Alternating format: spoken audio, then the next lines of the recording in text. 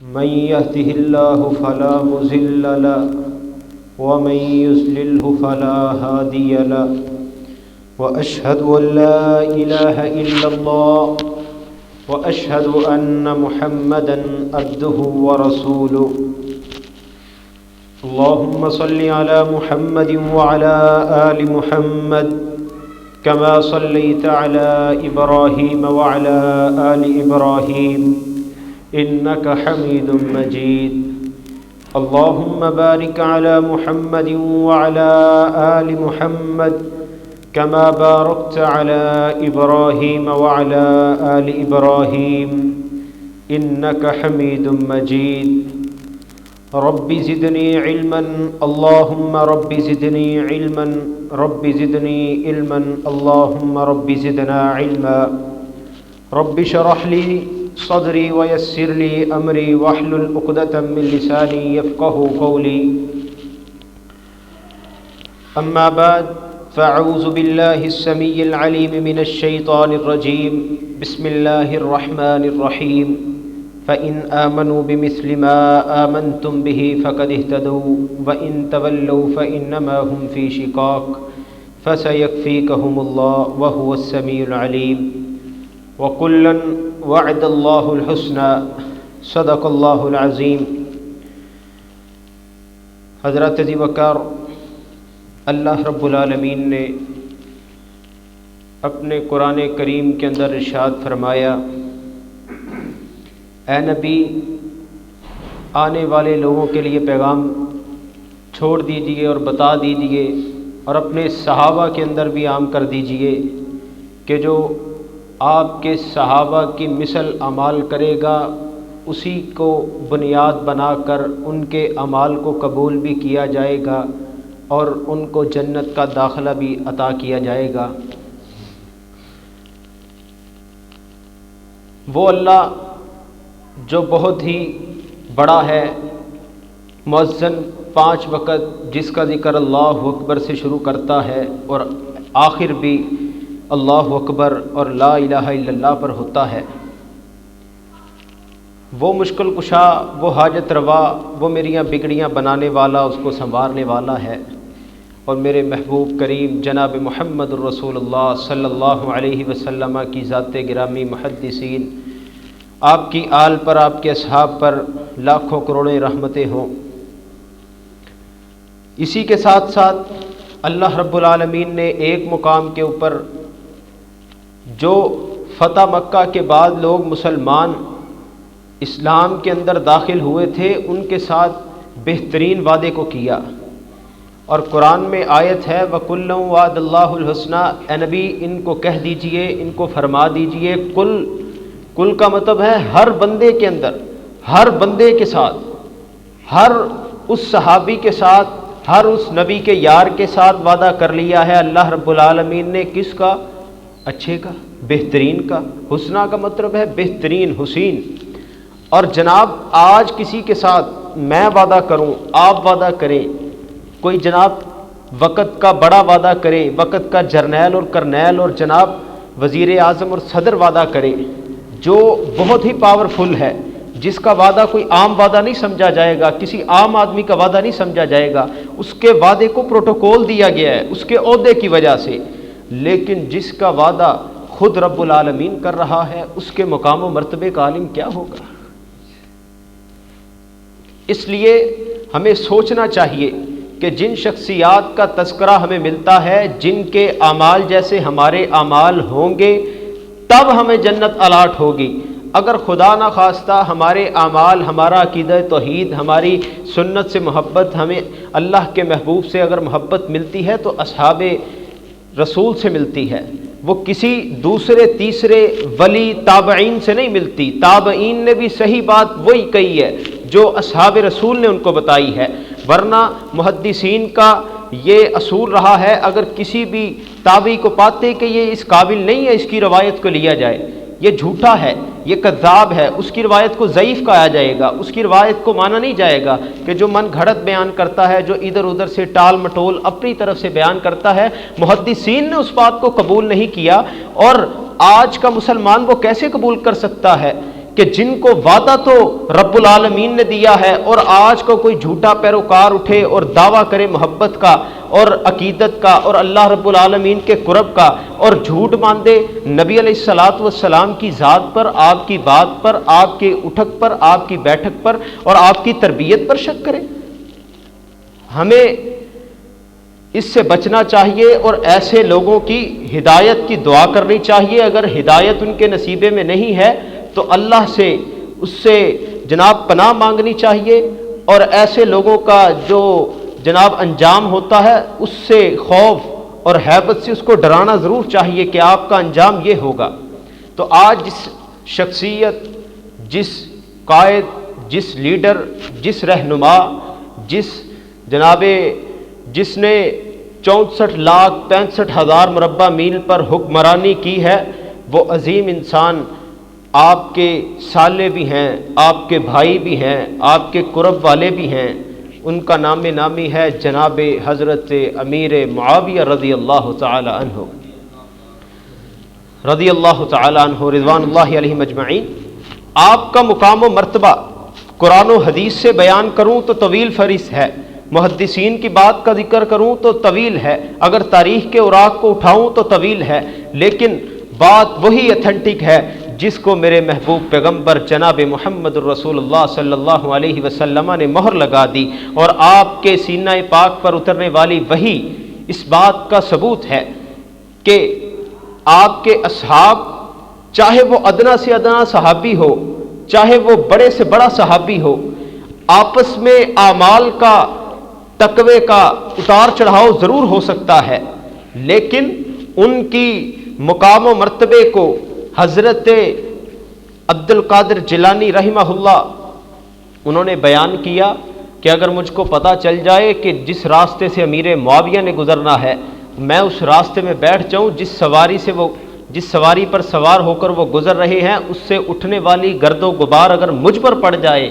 تو میں عبد القادر جیلانی، میں کہتا ہوں، جس کو آج بڑے بڑے مکتبہ فکر کے لوگ اتھینٹک اور اپنا پیر مانتے ہیں، لیکن ہمارا چونکہ پیر جناب محمد رسول اللہ صلی اللہ علیہ وسلم ہے، تو اتنے بڑے ولی لوگ اگر ان کی سواری سے اٹھنے والی گرد و غبار کو اپنے لیے اعزاز سمجھتے ہیں، ان کے مقام کا عالم کیا ہوگا۔ حضرت سیدنا عبداللہ بن مبارک رحمہ اللہ اپنے وقت کے بڑے محدث، بہت بڑے محدث گزرے ہیں۔ آپ نے کہا، آپ سے کسی نے آ کے پوچھا کہ حضرت امیر معاویہ بہتر ہیں یا عمر بن عبدالعزیز؟ آپ نے کہا کیا بات کرتے ہو، مقام و مرتبے کی بات کرتے ہو اور عمر بن عبدالعزیز کی تشبیہ دیتے ہو حضرت امیر معاویہ سے؟ تم امیر معاویہ کی بات کرتے ہو، میں حضرت وحشی بن حرب کی مثال دے کے سمجھاؤں، جو سب سے فتح مکہ پر آ کر قبول اسلام کیا، وہ کون سے صحابی ہیں؟ دارہ اسلام میں بھی داخل نہیں ہوئے، وہ تھے جس نے حضرت نبی کریم جناب محمد رسول اللہ صلی اللہ علیہ وسلم کے چچا حضرت میر حمزہ، جن کو سید الشہداء کا لقب دیا گیا ہے، ان کو شہید کیا تھا۔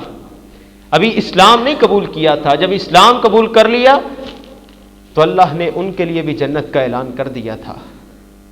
آپ نے کہا وہ عمر بن عبدالعزیز تو وحشی بن حرب اس کے پہلے مقام کو نہیں پہنچ سکتا، تم امیر معاویہ کی بات کرتے ہو۔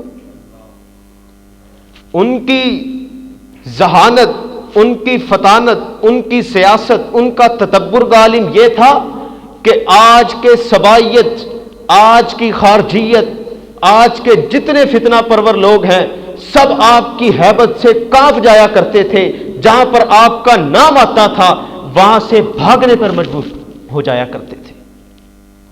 یہ ان کی شخصیت کا عالم کیا تھا۔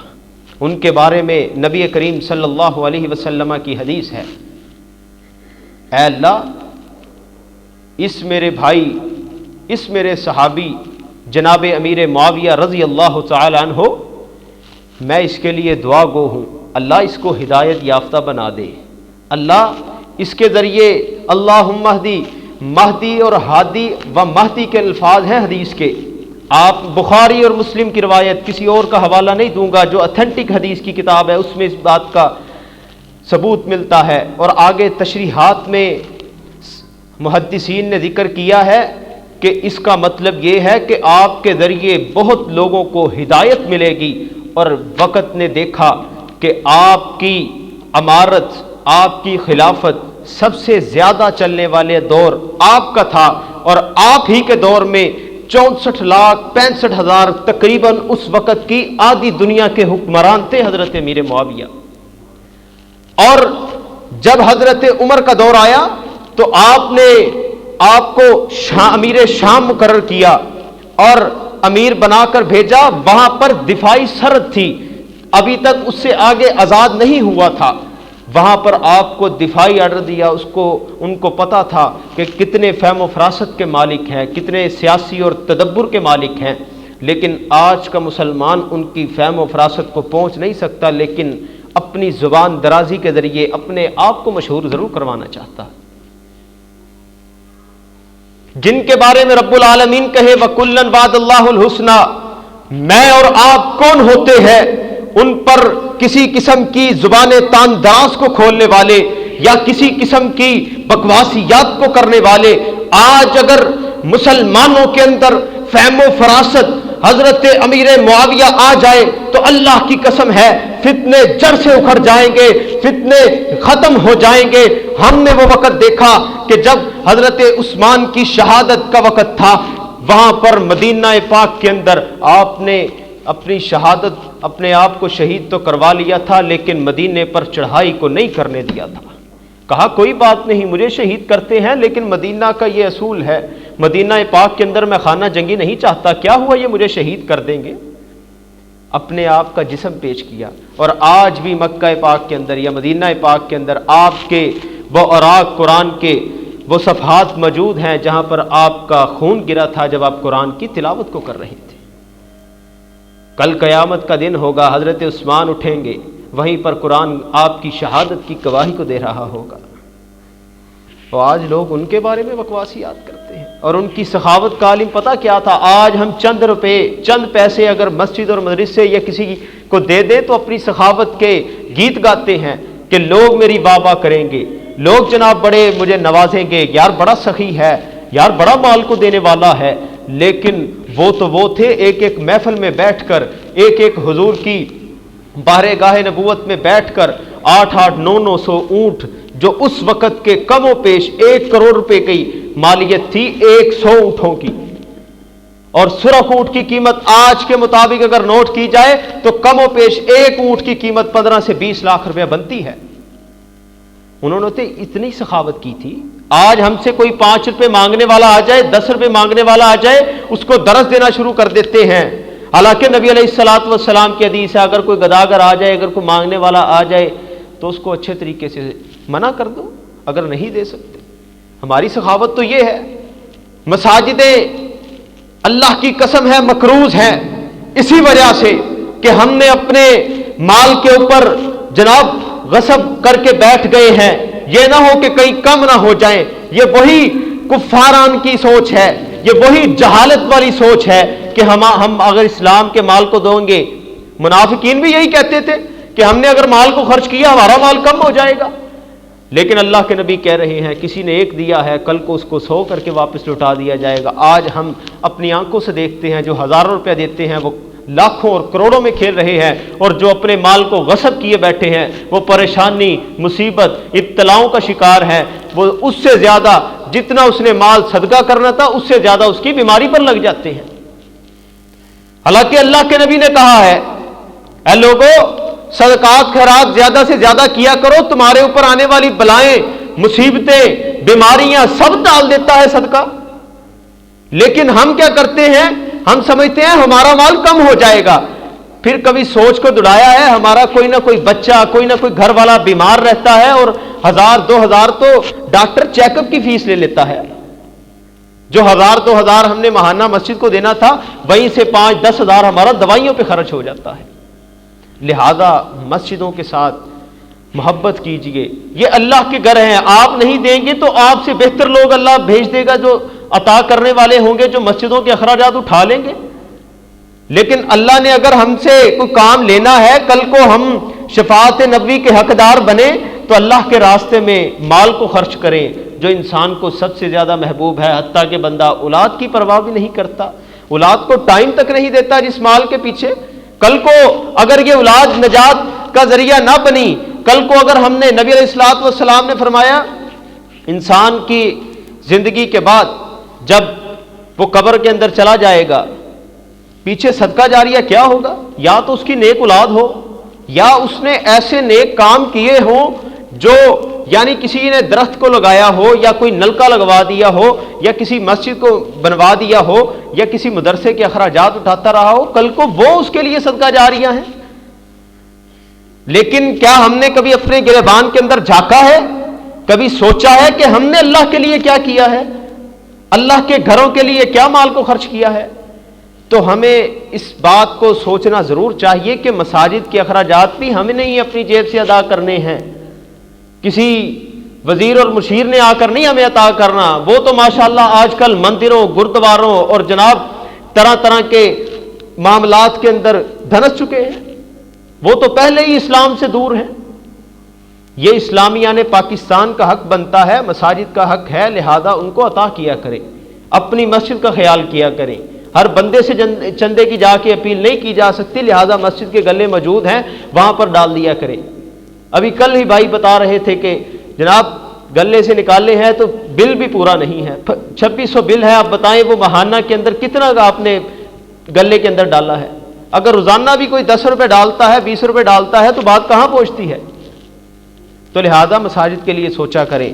اپنے موضوع کی طرف آتا ہوں۔ نبی کریم صلی اللہ علیہ وسلم نے، آپ ایک دن اونٹ پر سوار ہیں، آپ کے پیچھے حضرت امیر معاویہ رضی اللہ تعالیٰ عنہ موجود ہیں۔ آپ نے کہا اے معاویہ تیری کون کون سی چیز میرے ساتھ لگ رہی ہے؟ آپ نے کہا اے اللہ کے نبی میرا سینہ اور میرا پیٹ آپ کے وجود کے ساتھ لگ رہا ہے۔ تو آپ نے وہیں پہ ہاتھوں کو اٹھایا، اے اللہ معاویہ کے سینے کو، پیٹ کو علم کے ساتھ بھر دے۔ اور اللہ کے بندو ذرا سوچو تو صحیح، اس کے علم کا عالم کیا ہوگا، اس کے مقام کا عالم کیا ہوگا، اس کی فہم و فراست کا عالم کیا ہوگا۔ حضرت عائشہ رضی اللہ تعالی عنہا آپ بیان کرتی ہے کہ فتنوں کے دور کے اندر، محدثین نے ذکر کیا ہے کہ فتنوں کے دور کے اندر حضرت ماں جی عائشہ نے آپ کے لیے دعاؤں کو کیا، اے اللہ معاویہ کو اس فتنوں کے دور کے اندر میری زندگی بھی لگا دینا، کیونکہ فتنوں کا صحیح معنوں کے اندر اگر کسی نے مقابلہ کیا ہے تو وہ حضرت امیر معاویہ ہیں رضی اللہ تعالیٰ عنہ۔ حضرت علی کی شہادت کے بعد حضرت حسن کو خلافت ملتی ہے، چند ماہ ان کے پاس رہتی ہے، اس کے بعد وہ سبکدوش ہو کر وہ حضرت امیر معاویہ کو اپنا امیر مانتے ہیں۔ اور اس امارت کو ملنے کا مقصد یہ تھا کہ آج کے بعد جو یہ بات کہتا تھا کہ علی اور معاویہ کے درمیان جنگ و جدل ہے، غم و غصہ ہے، آپس کے اندر لڑائیاں ہیں، اور لوگوں آج حسن اس بات کو ثابت کر رہا ہے کہ میرے اور میرے بھائی حضرت امیر معاویہ کی کسی قسم کی کوئی لڑائی نہیں ہے، یہ لوگوں کے بتائے ہوئے ہیں کہ فلاں کے اندر لڑائی تھی، فلاں کے اندر جھگڑا تھا۔ میں ان کو سلام پیش کرتا ہوں، سلام امیر البحر، سلام فاتح قسطنطنیہ، سلام فاتح روم و قبرص، سلام جناب بحری بیڑے کو بنانے والے تیری عظمت کو سلام، سلام سبائیت کو ناکو چرے چپوانے والے۔ آج کے فتنہ آپ کے سامنے ہے، کہیں پر صحابہ کی توہین کو کیا جاتا ہے اور خاص الخاص حضرت امیر معاویہ پر زبانِ تان دراز کو کھولا جاتا ہے۔ کہیں آج نیٹ پر بیٹھ کر جناب بند کمروں کے اندر اپنے گھروں کے اندر چند لوگوں کو بٹھا کر حضرت امیر معاویہ کی توہین کو کیا جاتا ہے۔ کہیں پر سبائیت کے یہ ایجنڈے، یہ جناب ایجنٹ ان کی توہین کو کرتے ہیں۔ کہیں پر ایک خاص گروہ جو حضرت امیر معاویہ کو نعوذ باللہ من ذالک شداد اور جناب اس طرح کے لغویات اور فرعون کے لقبات سے نوازتا ہے۔ ان کو شرم نہیں آتی کہ کون امیر معاویہ ہے جس کے بارے میں ہادی و مہدی کا لقب خود حضور کریم استعمال کر رہے ہیں جس کی سخاوت کا تذکرہ صحابہ کرتے ہیں کہ آپ سب سے زیادہ اپنی رعایت کے اندر مال کو خرچ کرنے والے، صدقات کو خرچ کرنے والے، اور ان کی فہم و فراست، ان کی عظمت کا عالم یہ ہے کہ حضرت عمر رضی اللہ تعالی عنہ آپ نے امیر شام مقرر کیا۔ جب آپ مقرر ہو گئے، چند دن کے بعد صحابہ کے اندر آپ موجود ہیں، کسی تابعی نے یا کسی عام انسان نے، کسی صحابی نے ذکر کو کیا، حضرت امیر معاویہ کے بارے میں کوئی بات کی، کہا کس شخص کے بارے میں بات کرتے ہو؟ وہ جو غصے کے وقت بھی اپنے چہرے پر مسکراہٹ کو رکھتا ہے، اس کا اپنے اوپر اتنا ضبط ہے کہ وہ اپنے غصے پر اتنا قابو رکھتا ہے کہ کوئی اگر غصہ دلانے والی بات بھی کر دے تو وہ مسکرا کر جواب دیتے ہیں۔ آپ اس لیے عظمت کے حقدار ہیں کہ آپ جب تک اسلام کو نہیں بھی لائے تھے لیکن اسلام کے خلاف کسی قسم کی سازش کو نہیں کیا تھا۔ آپ اپنے اوپر اسلام کو لے آئے تھے لیکن والد کے ڈر کی وجہ سے اسلام کو ظاہر نہیں کر سکے، لیکن فتح مکہ کے موقع پر آپ نے اسلام کو قبول کر لیا۔ اس کے بعد جتنے بھی غزوات کو حضور کریم نے لڑا ہے، آپ ساتھ موجود تھے، آپ نے حضور کے ساتھ جہاد کو کیا، آپ نے وحی کتابت کی، آپ نے جناب حضور کے ایک ایک فرمان کو اپنے سینے کے ساتھ لگایا، آپ نے حضرت عمر کے دور کے اندر، حضرت عثمان کے دور کے اندر فتوحات کا سلسلہ سر انجام دیا، اور اپنا دور آیا تو 64,65,000 آدھی دنیا پر حکمرانیت کی۔ اس کے بعد خارجیت کے فتنوں کو دبایا، فرعونیت کے فتنوں کو دبایا، اور جناب عیسائی اور یہودی آپ کی ہیبت سے اتنا کپاتے تھے، آپ سے اتنا ڈرتے تھے کہ آپ کے سامنے اسلام کے خلاف کسی قسم کی سازش کو نہیں کرتے۔ حضرت معاویہ رضی اللہ تعالی عنہ امیر المومنین بننے کے بعد حج کے موقع پر تشریف لائے، اور انہوں نے ایک عجیب چیز دیکھی، عجیب فعل دیکھا۔ آپ نے ممبر منگوایا اور خطبے کو ارشاد فرمایا۔ آپ نے کہا، اے مکے والو، کیا تمہارے علماء اس بات کو بیان نہیں کرتے کہ یہ جو بالوں کے گچھا بنا کر اپنے سر پر رکھ لیتے ہو، بالوں کو اکٹھا کر کر اس کا مینڈا بنا لیتے ہو؟ آپ نے کہا کہ علماء اس بات کو نہیں بیان کرتے کہ اللہ کے نبی نے اس بات کو منع کیا ہے، اللہ کے نبی نے اس کو ناپسند فرمایا ہے؟ تو اللہ کے اس پیغمبر جناب محمد الرسول اللہ صلی اللہ علیہ وسلم، اس جرنیل صحابی جناب معاویہ کی فقاہت دیکھیے کہ آپ نے وہاں پر کسی قسم کی لیت و لال سے کام نہیں دیکھ لیا، بلکہ یہ کہا اگر کوئی فعل نبی علیہ الصلاۃ والسلام کے زمانے سے ہٹ کر آپ کے زمانے کے اندر کوئی غلط فعل ہو رہا ہے تو اس کو روکنے کی کوشش کی۔ یہ نہیں دیکھا کہ میں وقت کا حکمران ہوں، کوئی مجھے چیلنج کر سکتا ہے، لیکن انہوں نے اس بات کو ضرور منوایا کہ جو حضور کی سنت سے پیار نہیں کرتا، جو آپ کے بتائے ہوئے طریقے پر نہیں چلتا، جو آپ کے بتائے ہوئے ایک ایک عمل کو نہیں کرتا، وہ دنیا کے اندر بھی فتنے کا نشانہ بنے گا اور آخرت کے اندر اس کے لیے دردناک عذابوں کو تیار کر دیا۔ آج ہم چھوٹی چھوٹی سنتیں، چھوٹے چھوٹے عمل سمجھ کر چھوڑ دیتے ہیں، لیکن صحابہ انہی چھوٹے چھوٹے اعمال کو کر کے جنت کے حقدار بنے تھے۔ ہم 2، 3، 4، 5 یا اس سے زیادہ کسی نے بھی اس بات کو جانچا ہوگا، زیادہ سے زیادہ کتنے سال آپ نے حکمرانی کے دیکھے ہیں، آپ نے بڑے بڑے حکمران دیکھے ہوں گے، لیکن اسلام کی تڑپ کو رکھنے والے حضرت امیر معاویہ کا عالم کیا تھا؟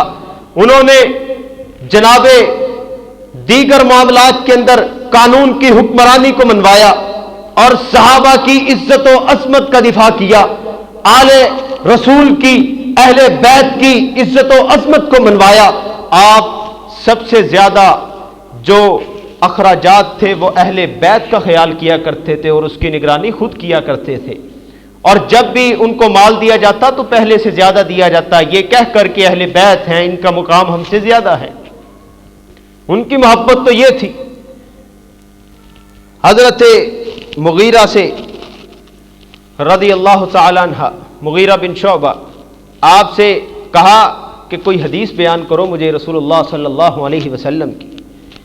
تو آپ نے کہا، رسول اللہ صلی اللہ علیہ وسلم نے بتایا کہ 3 باتوں پر میں پسند نہیں کرتا، 3 باتوں کو میں پسند نہیں کرتا، یعنی بلا وجہ کی فضول گپ شپ، ایسے ہی بیٹھے ہیں، ادھر کی بات ادھر کی بات، کبھی اس گھر کی بات کبھی ادھر کی بات، ایسے چغلیوں کو کیا جا رہا ہے.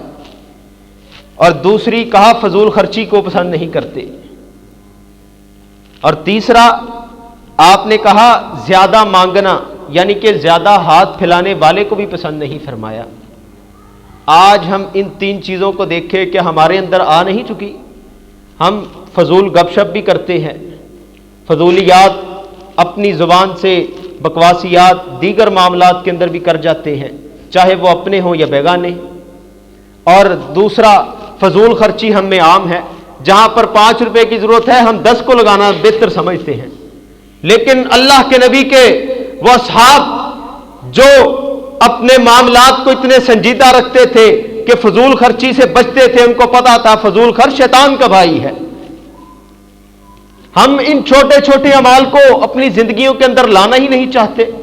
اس کی بڑی وجہ یہ ہے کہ ہم نے اپنے معاشرے کو، اپنے رواج کو فروغ دیا ہے، اپنی ماحول کو فروغ دیا ہے، اسلام کو فروغ نہیں دیا. ہمارے گھروں کے اندر بھی یہی عالم ہے، اگر 10 کی چیز آئی ہے تو ہمیں چاہیے کہ اسی کے اندر گزارا کرے. تنگی کب آتی ہے؟ جب فراوانی آئی ہم نے سنبھالا ہی نہیں، ہم اخراجات کرتے گئے وہ کل کو تنگی بھی آ گئی. اگر آسانی کے دنوں کے اندر اپنے معاملات کو درمیانے طریقے سے چلائیں گے، درمیانی راہ نکالیں گے، تو تنگی والے دنوں میں آپ زیادہ پریشان نہیں ہوں گے. کیونکہ اگر زیادہ کھانے کی عادت پڑ جائے پھر کم کھایا نہیں جاتا. پھر انسان کوشش کرتا ہے کہ حرام کی طرف سے ہی کیوں نہ آئے، لیکن پیٹ پورا ضرور ہونا چاہیے. اس لیے فضول خرچی اور اسی کے ساتھ فضول مانگنا، آپ نے دیکھا ہوگا کہ آج کل کے دور کے اندر جہاں بیٹھ جائیں وہیں کوئی نہ کوئی مانگنے والا آ جاتا ہے. صحیح سلامت بھی ہوتا ہے لیکن کام کو کرنا نہیں چاہتا، اس کو ہاتھ پھیلانا آسان لگتا ہے. نبی علیہ الصلوۃ والسلام کا فرمانے علی ہے، آپ نے کہا جو ہاتھ اوپر والا ہے وہ بہتر ہے نیچے والے سے، یعنی دینے والا بہتر ہے اور لینے والا اس سے بہتر نہیں ہے.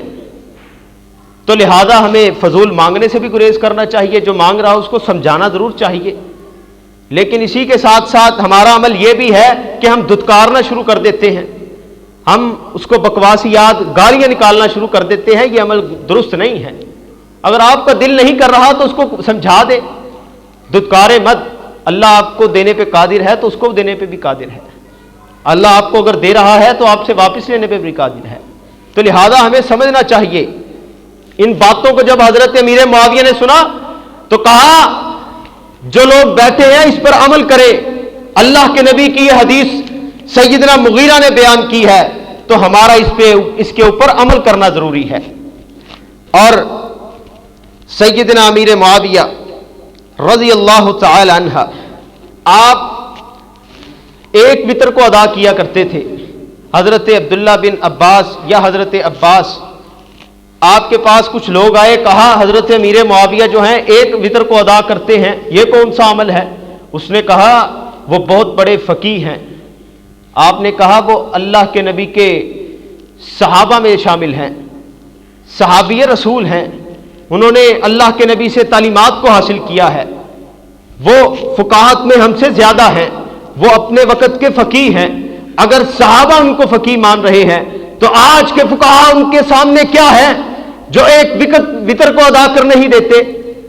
انہوں نے کہا میں نے اللہ کے نبی کو ایک وتر ادا کرتے ہوئے دیکھا ہے، میں اس لیے ایک وتر کو ادا کرتا ہوں. ان کو اللہ کے نبی کے اس عمل پر اتنی محبت تھی کہ وہ ساری زندگی ایک وتر کو ادا کرتے رہے. لیکن ہم اپنی زندگیوں کے اندر دیکھیں ہم نے کون سے جناب محبت کرتے ہوئے ایک سنت کو بھی اپنایا ہو، ایک حدیث کو اپنے اوپر لاگو کر کے اور دوسرے کو بتائی ہو اور دوسرے کو سمجھایا ہو. ہم کوشش نہیں کرتے. معذرت کے ساتھ ہم اپنے اوپر جناب اسلام تو لانا چاہتے ہیں، لیکن کون سا اسلام جو اپنی مرضی کا ہو؟ ہم اسلام اپنے اوپر لاگو کرنا چاہتے ہیں کون؟ جو ہماری خواہشات، ہماری نفسا، جو ہمارا نفس کہے گا ہم نے اس کی بات کو ماننا ہے۔ لہذا اس سے گریز کیجئے، اس سے باہر نکلیے۔ حضرت امیر معاویہ کے بارے میں حضرت علی رضی اللہ تعالی عنہ کے الفاظ ہیں کہ امیر معاویہ، نہج البلاغہ ایک مسلک کی کتاب ہے، یہ معتبر کتاب شیعہ کی، اس کے اندر یہ بات موجود ہے کہ امیر معاویہ میرے بھائی ہیں اور میرا ان کے ساتھ کسی قسم کا کوئی جھگڑا نہیں ہے، وہ ہمارے بھائی ہیں اور ایمان میں میرے برابر ہیں، اور ان کے ساتھ جو لڑ رہے ہیں، جو ہمارے خلاف نکلے ہوئے ہیں، وہ بھی میرے بھائی ہیں، وہ غلطی پر ہیں، وہ خطا پر ہیں، وہ الگ بات ہے۔ لیکن انہوں نے کسی قسم اگر جھگڑا بھی ہو جائے، اس سے عمل یہ ملتا ہے کہ ادھر جھگڑا آپس بھائی سگے بھائیوں میں ہو جاتا ہے۔ اگر صحابہ میں اختلاف ہو گیا اس سے بڑی کوئی بات نہیں ہے، انسان ہے، اختلافات ہو جاتے ہیں، لیکن ہمیں سمجھنا چاہیے، سلجھانے چاہیے معاملات۔ یہ نہیں کرنا چاہیے کہ ایک نے لڑائی کو کیا ہے، دوسرا ساتھ ملا، جناب اس کا ویسے ہی معاملات ہی ختم کروا دیا، جی اس سے ختم ہی کر دو، نہیں، بلکہ نرمی کیجئے، آپس کے اندر اتنی الفت اور محبت ہو کہ اگر لڑائی بھی ہو جائے تو آپ کی قربت، آپ کی لڑائی میں کوئی تیسرا آ کے حصہ ڈال کے آپ کو نفرت کی دیوار کھڑی کر کے اور آپ کو ایک دوسرے سے دور نہ کر دے۔ حضرت امیر معاویہ رضی اللہ تعالی عنہ آپ کے دور کے اندر سب سے بڑا فتنہ سبائیت کا فتنہ تھا۔ جو منافقین تھے، وہ جن کو حضرت عمر رضی اللہ تعالی عنہ نے جزیرہ عرب سے نکال دیا تھا، انہوں نے تب فتنے کو شروع کیا، منافقین بن کر مسلمانوں کی صفوں کے اندر شامل ہوئے، اور آج تک امت مسلمہ اسی تذبذب کا شکار ہے، کبھی اس طرح سے فتنہ، کبھی اس طرف سے فتنہ۔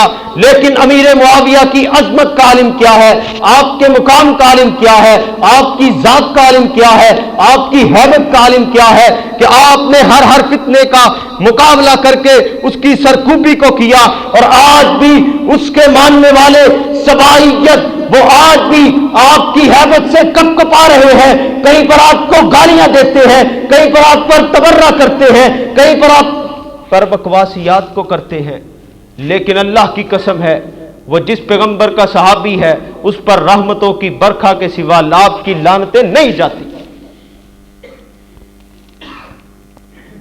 اللہ کے نبی نے کہا تھا، او لوگوں میرے صحابہ کے بارے میں اللہ سے ڈرو، کیونکہ منافقین صحابہ پر تبرہ کرنے والے تھے۔ اگر پیغمبر زمان ان کو ستاروں کی مانند کہے، اگر پیغمبر زمان ان کو مغفور کہے، ان کی غلطیوں اور خطاؤں پر ان کو معاف کرنے والا کہے، ان پر زبان درازی کرنے والے آج کے یہ لوگ جو ان پر تبرہ کو کرتے ہیں، ان کی ذاتیات پر کیچڑ اچھالتے ہیں، لیکن اللہ کی قسم ہے کل کو وہ اگر جنت کے اندر تخت نشین ہوئے تو ہم کس منہ کے ساتھ قبر کے اندر جا کر حشر کے اندر جناب ان کے سامنے کھڑے ہوں گے؟ ہمیں اپنے اعمال کو دیکھنے کی ضرورت ہے۔ ان کی وفات چند دن کے بعد 22 رجب کو ہے، اسی حوالے سے ان کا عنوان رکھا گیا تھا۔ اللہ سے دعا ہے اللہ ہمیں ہر فتنے کا مقابلہ کرنے کی توفیق عطا فرمائے۔ جو صحابہ پر تبرہ کرے، جو تابعین پر تبرہ کرے، جو محدثین پر اور ان کی ذاتیات پر بکواسیات کو کرتے ہیں، آج ایک جہنم کا بدگماش اور بدماش آدمی حضرت امیر معاویہ پر تان کرتا ہے، ان کو جناب حضور کا صحابی نہیں مانتا، اور تو نہیں مانتا نہ مان، رب نے ان کو سرٹیفکیٹ عطا کیا ہے، رضی اللہ عنہم ورضوا عنہ، کہیں پہ اولئک هم المتقون، کہیں پہ اولئک هم المفلحون، کہیں پہ جناب اولئک هم المفلحون، اور ان کو فلاح والا کہا، الا ان حزب اللہ، کہیں پہ ان کو پیغمبر کی جماعت کہا۔ اور آج کا مسلمان ان کے بارے میں کینے کو رکھے، بغض کو رکھے تو اپنا انجام دیکھ لے، وہ تو آج بھی جنت میں آرام فرما رہے ہیں۔ تیری بکواسیات، تیرے معاملات کل کو یہ نہ ہو کہیں تجھے جنت سے ہٹا کر جہنم میں لے جائیں۔ یہ خود فتنہ پرور لوگ جو سبائیت کے ایجنڈے پر گامزن ہیں، جو جناب یہودیت کے فتنے پر گامزن ہیں اور جناب نصرانیت کے فتنے پر گامزن ہیں اور خارجیت کو ہوا دینا چاہتے ہیں. لیکن ہمارا مسلک یہ نہیں کہ ہم آپ کے اوپر جناب فتوے کو لگائیں، لیکن اس بات کو ضرور کہیں گے کہ ان سے بغض وہی رکھتا ہے جو ہر وقت اسلام پر حملہ ہو تو وہ اس معاملے کے اندر بھی لہت و لال سے کام لے اور اپنا ایمان سمجھے کہ ہم اس کے اوپر تبرہ کر کے جناب اپنا ثواب کو کما رہے ہیں. لیکن اللہ کا نبی کہہ رہا ہے لا تسبوا اصحابی لا تسبوا اصحابی، اور لوگوں میرے صحابہ کو گالی نہ دو، میرے صحابہ پر تبرہ نہ کرو. لیکن آج کا مسلمان اس کو ثواب سمجھے اور ان کو سینے کے ساتھ لگائے. ڈوب مرنے کا مقام ہے. کہیں پر ان کو کراچی کے اندر یا اسلام آباد کی سڑکوں کے اوپر کبھی ابو بکر صدیق پر ایمان کے اوپر حملہ ہوتا ہے، کبھی تبت سینٹر کراچی کے اوپر حضرت سیدنا ابو سفیان، حضرت سیدنا معاویہ کی ذاتیات پر حملے ہوتے ہیں اور ہم خاموش تماشائی بنے ہیں. ادارے خود ہوش کے ناخن لے، ہمیں نہ مجبور کریں، ہمیں نہ جناب قانون سے بالا تر ہو کر آگے نکلنے پر مجبور کہے. اگر ہم نکل آئے پھر آپ نے کہنا ہے کہ یہ قانون سے باہر نکل آئے ہیں، اس لیے ہم نے کریک ڈاؤن کیا ہے. لہذا ہم آپ سے امن کا مطالبہ کرتے ہیں. امن تب ہی ممکن ہے جب قرآنی شخصیات کا احترام کیا جائے گا. آج میرے باپ، میری ماں، میری بہن، میری جناب گھر والوں کو کوئی گالی دے، میں فٹافٹ جناب پرچے کو کٹواتا ہوں، میں بندوقیں تک نکال دیتا ہوں. لیکن جو ام المؤمنین سیدہ عائشہ پر تان کرے، جو میری ماں کو برا بلا کہے، جو میرے باپ جناب محترم میرے سگے باپ کو گالی دے تو میں جناب ان کو حملہ آور ہو جاتا ہوں. لیکن جو میرے اسلامی طور پر باپ ہیں جناب محمد کریم صلی اللہ علیہ وسلم، ان پر تبرہ کرے ہم خاموش رہیں. اور 8 مارچ کو نکلنے والیاں، کل بھی ان کے خلاف وزیر اعظم صاحب کو ایک نے خط بھیج دیا ہے کہ ان کے مارچ کو روکا جائے. ان کے مارچ کے اندر پچھلے سال کے اندر بھی ام المؤمنین سیدہ عائشہ کی ذاتیات پر حملہ کیا گیا. اور یہ فتنہ مغربی فتنہ ہے، اس کو عام نہ سمجھو. عورت مارچ کا نام صرف عورت کی اگر دفاع کا مقصد ہوتا تو یہ کیوں نہیں نکلے اس مسلمان بیٹی کے لیے، اس مسلمان بہن کے لیے جس نے حجاب کی جنگ کو لڑتے ہوئے مسلمانوں کی غیرت کو للکارا ہے کہ اللہ اکبر کے نعرے کو تھاما ہے، نعرہ تکبیر کفار کے سامنے بلند کیا ہے. یہ مغربی کلچر کو عام کرنا چاہتی ہے اور ہم اسلامی کلچر کو عام کرنا چاہتے ہیں. ہمیں یہ بات بتانے کی ضرورت ہے. آج اگر میری ماں اور بہن اور بیٹی اگر اس کلچر کو منوا گئی، اپنے اوپر لاگو کر گئی، تو یہ ہمارے لیے ذریعہ نجات نہیں بلکہ ذریعہ جہنم بن جائے گا. اس عورت مارچ کے اندر انہوں نے لکھا وہ 50 سال کا تھا، نعوذ باللہ من ذالک، اور میں 9 سال کی تھی. اس پاکیزہ نکاح کے اوپر تبرہ کو کیا گیا. ہمیں ان فتنوں سے آگاہ رہنا چاہیے. یہ نہ ہو ہمارے بچے ان کا شکار ہو جائیں یا ہماری بیٹیاں، ہماری مائیں، ہماری بہنیں. جو فتنہ ہر گھر میں پہنچ چکا ہے، ٹیلی ویژن کے نام سے، موبائل کے نام سے، مجبوری کا نام دے کر ہم گھر میں لیے ہیں. کہیں یہ نہ ہو ہمارا گھر برباد ہو جائے، اس گھر کو آگ لگ گئی گھر کے ہی چراغ سے. یہ نہ ہو کہ ہم اپنے سر پر ہاتھ رکھ کر بیٹھ جائیں اور پریشانی کا رونا روئیں. اللہ سے دعا ہے اللہ ہمیں اصحاب رسول اور صحابیات کے اپنانے اور ان کے کلچر کو عام کرنے کی ضرورت ہے. ان کی زندگیوں کو پڑھنے کی ضرورت ہے. کوشش کیجئے، قرآن ان کا تذکرہ کر رہا ہے، حدیث ان کے بارے میں موجود ہے. ہمیں احادیث، تشریحات بخاری اور مسلم ضرور اپنے گھر میں رکھنی چاہیے. تفسیر قرآن لازمی اپنے گھروں کے اندر رکھیں اور اپنے مال اور اخراجات کو سیدھے راہ کے اوپر لگائیں. اللہ کے دین کے لیے، اللہ کے دین کی سربلندی کے لیے لگائیں. اسی لیے آپ کو آگاہ کیا ہے کہ مساجد کا جو اخراجات ہیں وہ آپ ہی کے تعاون سے چلتے ہیں. اپنی مسجد کا خود خیال کریں. دیگر معاملات کے اندر بھی اخراجات موجود ہیں. لہذا آپ سے اپیل ہے کہ ضرور مسجد کے ساتھ تعاون ضرور کیا کریں، یہ اللہ کے گھر ہیں، اللہ اس کا اجر دینے پر قادر ہے۔ اللہ سے دعا ہے اللہ ہمیں عمل کرنے کی توفیق عطا فرمائے۔ وآخر دعوانا الحمدللہ۔